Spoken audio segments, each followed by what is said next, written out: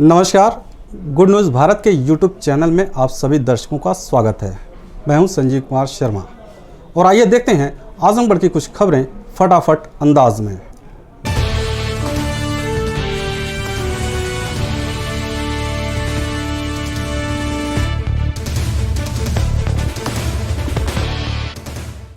UP के आजमगढ़ जिले में कोरोना को लेकर एक राहत भरी खबर है। दिल्ली मरकज से जुड़े 3 तबलीगी जमातियों के केयरटेकर रहे हबीबुर रहमान की 21 अप्रैल को दूसरी रिपोर्ट नेगेटिव आई है। आपको बता दें कि 1 अप्रैल को आजमगढ़ के मेडिकल कॉलेज में भर्ती 3 तबलीगी जमातियों की रिपोर्ट पूरी जाँच के बाद 2 दिन पहले ही नेगेटिव आ चुकी है। 3 दिन बाद मेडिकल कॉलेज विभाग फिर इस केयरटेकर हबीबुर रहमान की तीसरी जाँच कराएगा। यदि उस जाँच में इसका रिपोर्ट नेगेटिव आता है तो इन्हें कोरोना मुक्त कर दिया जाएगा। अभी इस केयरटेकर के पुत्र और पुत्री कोरोना संक्रमित हैं, जो मेडिकल कॉलेज में डॉक्टरों की देखरेख में हैं। इसकी जानकारी आजमगढ़ के जिलाधिकारी एनपी सिंह ने दी।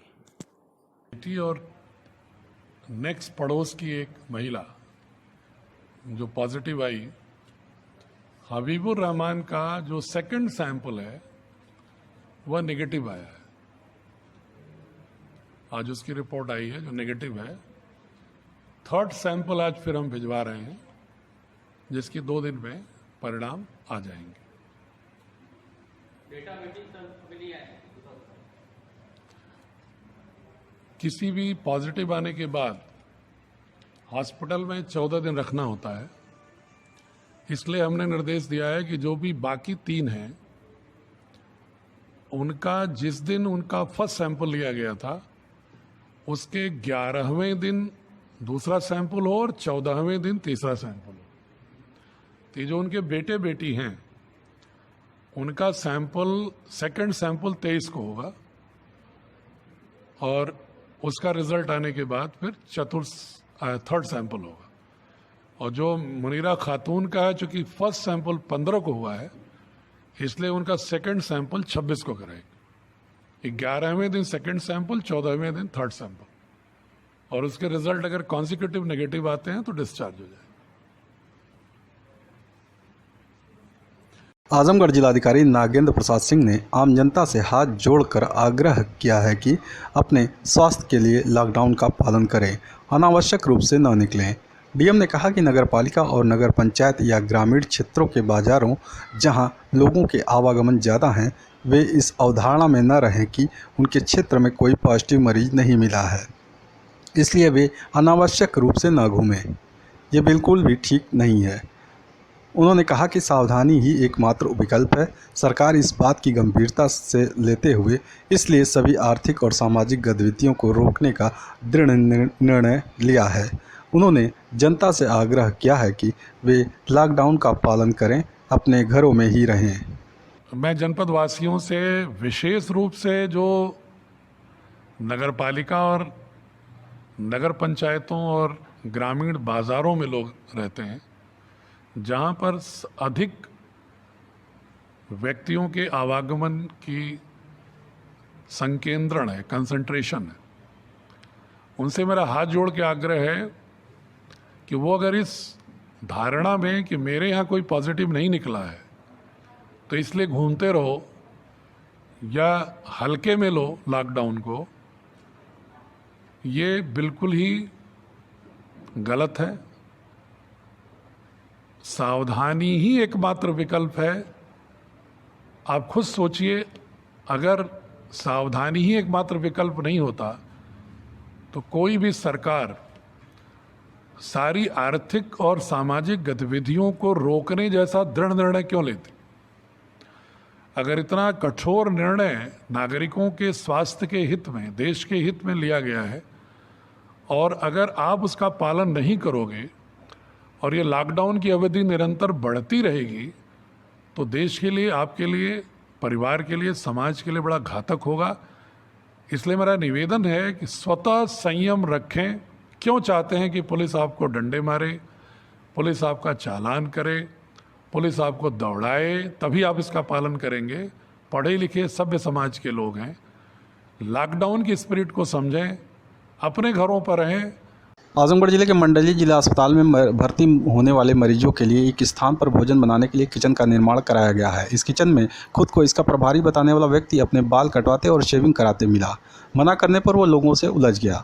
बता दें कि लॉकडाउन के दौरान जहां सैलून भी बंद है, वहीं मंडली अस्पताल में कर्मियों की मिलीभगत से सैलून का संचालन मरीजों के किचन में हो रहा था। इस बात का खुलासा उस समय हुआ जब जिलाधिकारी के निर्देश पर अस्पताल में फंसे तीमारदारों को खाना देने टीम मंडली अस्पताल परिसर पहुंची। उन्होंने देखा कि जिस किचन में मरीजों के लिए भोजन पकाया जाता है, उस किचन में एक तरफ भोजन बन रहा था तो दूसरी तरफ कुर्सी लगाकर एक व्यक्ति नाई से शेविंग और बाल कटवा रहा है। जब उन्होंने इसका बारे में पूछा तो उक्त व्यक्ति भड़क गया। टीम मरीजों में खाना बांटकर एसआईसी डॉक्टर एसकेजी सिंह के पास पहुंचे। गेट पर गार्ड ने उन्हें रोक दिया और कहा कि साहब ने किसी के अंदर आने से मना किया है। बाहर की शोर शराबा शुरू हुआ तो एसआईसी स्वयं बाहर आए। किचन में पहुंचे तो वहां मौजूद महिला कर्मी ने उन्हें पूरी बात बताई। एसआईसी डॉक्टर एसकेजी सिंह ने के निर्देश पर नाई और उक्त व्यक्ति को वहां से भगाया गया। मिलते हैं एक छोटे से ब्रेक के बाद। आप देखते रहिए गुड न्यूज़ भारत।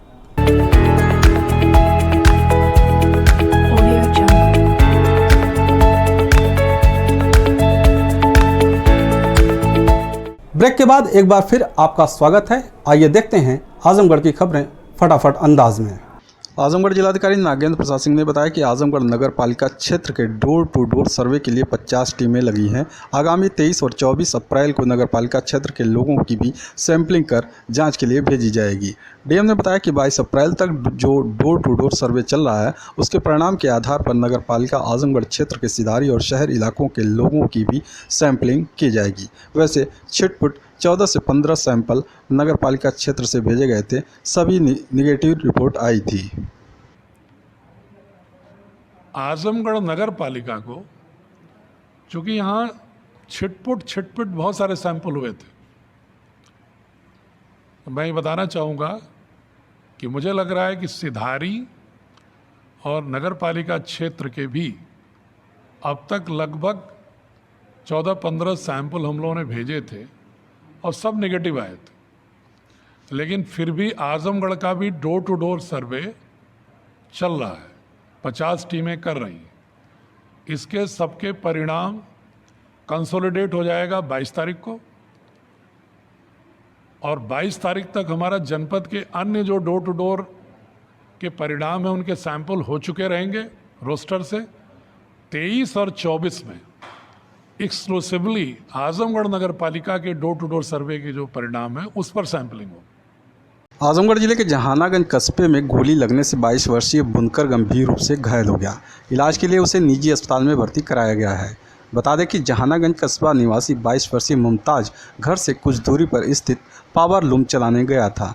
परिजनों के अनुसार मुमताज पावर लूम बंद कर पैदल अपने घर वापस लौट रहा था। रास्ते में बाइक से आए अज्ञात बदमाशों ने उसे लक्ष्य कर असलहे से फायर झोंक दिया। गोली मुमताज के दाहिने हाथ में लगी। घटना के बाद हमलावर मौके से फरार हो गए। घायल युवक को परिजनों ने निजी अस्पताल में भर्ती कराया है। इस मामले में पुलिस ने बताया कि घायल पक्ष की ओर से थाने में अभी तक तहरीर नहीं दी गई है। आजमगढ़ जिलाधिकारी नागेंद्र प्रसाद सिंह ने बताया कि भारत सरकार के नीति आयोग का आदेश है कि कोई भी संगठन लॉकडाउन में ज़रूरतमंद लोगों की मदद करना चाहता है तो कोई रोक नहीं है, लेकिन संगठन पहले एडीएम प्रशासन से मिलकर अपने प्लान के साथ आय का स्रोत को भी बताएगा, ताकि जिला प्रशासन और सामाजिक संगठन के तालमेल से जो ज़रूरतमंद लोग हैं उनको चिन्हित कर सही व्यक्ति तक मदद पहुंचाई जा सके। सामाजिक संगठनों के सहयोग के विषय में एक बात पुनः और अनुरोध करना मुझे कि भारत सरकार के नीति आयोग का आदेश है कि कोई भी संगठन काम करना चाहता है तो उसे रोक नहीं है, लेकिन वो एडीएम प्रशासन से मिलके जो जिला प्रशासन से नामित अधिकारी हैं पूरा अपना प्लान बताए और साथ में आय का स्रोत भी बताए,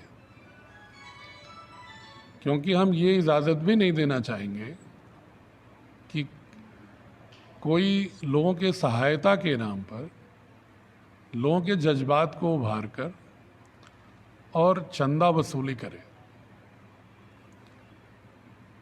और स्वप्रेरणा से कोई करना चाह रहा है तो अच्छी बात है, लेकिन किसी को बाध्य न किया जाए। और जो लोग स्वेच्छा आना चाहते हैं वो प्रशासन को सूचित करें, अपना पूरा प्लान बताएं, और उसमें हम भी उनकी ये मदद कर सकते हैं कि जो हमारे पास क्योंकि एक सिस्टम से छन करके सूचनाएं आती हैं, संगठन की सूचना, प्रशासन की सूचना, दोनों को मिलाकर सही व्यक्तियों का चिन्हीकरण भी हो जाएगा और वितरण में भी एक समन्वय हो जाएगा, ताकि सही व्यक्ति को सही समय पर सही ढंग से लाभ भी मिल जाए। आजमगढ़ जिले में लॉकडाउन के दौरान खाद्यान्न वितरण में अनियमितता बरतने वाले दागी कोटेदारों की 6 माह की कुंडली तैयार की जा रही है। 3 श्रेणियों में सूचीबद्ध करते हुए जांच कर नियमानुसार कार्रवाई की जाएगी। जिलाधिकारी नागेंद्र प्रसाद सिंह ने बताया कि समस्त एसडीएम व तहसीलदारों को विश्लेषण करने के निर्देश हैं कि 6 माह में किन किन कोटेदारों के विरुद्ध अलग अलग फोरम से वितरण में अनियमितता की शिकायतें प्राप्त हुई हैं या प्रकाश में आई थी, वह चाहे IGRS, मुख्यमंत्री हेल्पलाइन, जिला स्तर या तहसील स्तर पर प्रार्थना पत्र के माध्यम से या ग्रामीण भ्रमण के दौरान प्राप्त हुई हैं। सभी को सूचीबद्ध किया जाना है। 1 अप्रैल से 12 अप्रैल तक खाद्यान्न वितरण हुआ है। इस दौरान भी उभरी शिकायतों को संज्ञान में लिया जाएगा। जिलाधिकारी NP सिंह ने बताया कि श्रेणीवार सूचीबद्ध कर शिकायतों को गंभीरता से वर्गीकरण किया जाना है। 15 अप्रैल से 26 अप्रैल तक इनमें से कम 5 उचित दर की दुकानों की जांच SDM स्वयं करते हुए नियमानुसार कार्रवाई करेंगे।